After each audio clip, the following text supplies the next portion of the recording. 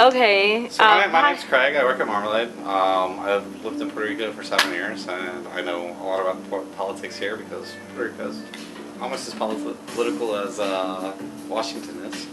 Puerto Ricans, we cannot vote for president of the United States. We have no representation in Congress whatsoever, except for we do have representatives that go. They actually are in the Senate, and they can advise, but they have no voting power whatsoever in the U.S. Congress. So basically, we have no voice. So I have a question. Let's hear it.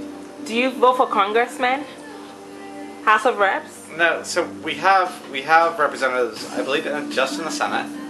There's just in the Senate. There's just 2 of them. They have no voting power whatsoever. But they're there on an advisory basis, but they cannot vote. I mean, it's the same thing with all U.S. territories, Samoa, the U.S. Virgin Islands, they all have them. But they just go there, they get an office, but they can't vote. They can't go and deal, they can't. So you can't vote for the president, you cannot vote for reps in the House, you cannot vote for voting reps in the Senate. So essentially on the national stage, we have no voice. No voice. And kind of back to that thing you heard when you were in well, every kid in America that grew up and went to public school in America was no taxation without representation. We don't pay national taxes per se. We are taxed in many different ways though. There's something called the Jones Act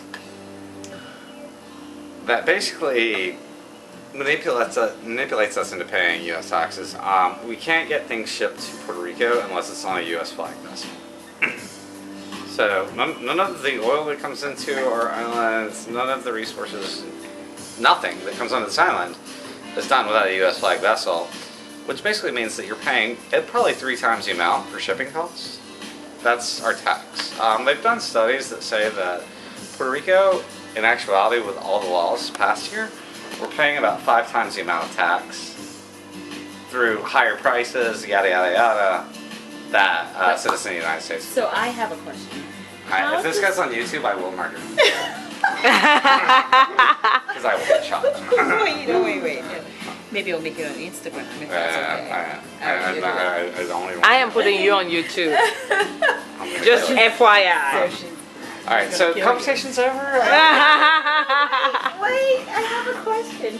Okay, so how does that affect the cost of living here? Because if you're okay, for example, my brother lives in Manhattan. Okay. And he came to visit me. Okay. I will say that rent is appreciably cheaper in Puerto Rico than it would be in Manhattan. Okay. But he was just talking day-to-day life, going to the grocery store, going out to a diner. Right. Unless he's it's in Old San Juan or San Juan in general, Condado, blah blah blah. Right. It's more expensive to live in Puerto Rico and go out and just do your day-to-day thing than it would be to be in Manhattan. Okay. And I mean, Manhattan's not London. It's not Tokyo. It's not. But Manhattan is expensive. I live there. It's expensive. So it's expensive to live here. Yeah. I mean, I have friends in Puerto Rico that are paying $100 for rent. I pay $1,000, whatever, blah blah blah. But a gallon of milk in Puerto Rico costs $8. So. No way. Why? Well, the cost of shipping.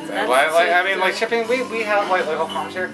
We import I believe the statistic I read was 80% of our food stuff. Because I'm really scared this is being on YouTube. All right. Well, thank you so much for sharing. All right. So I just want to say that we're at the Marmalade in Puerto Rico, and what's your name? So you're some famous vlogger. I'm gonna be on stage. All right, his name is Craig, and Craig just told us about life in Puerto Rico, voting, and all the political stuff, taxation without representation. All right, so anyway, bye. Oh, that was 5 minutes.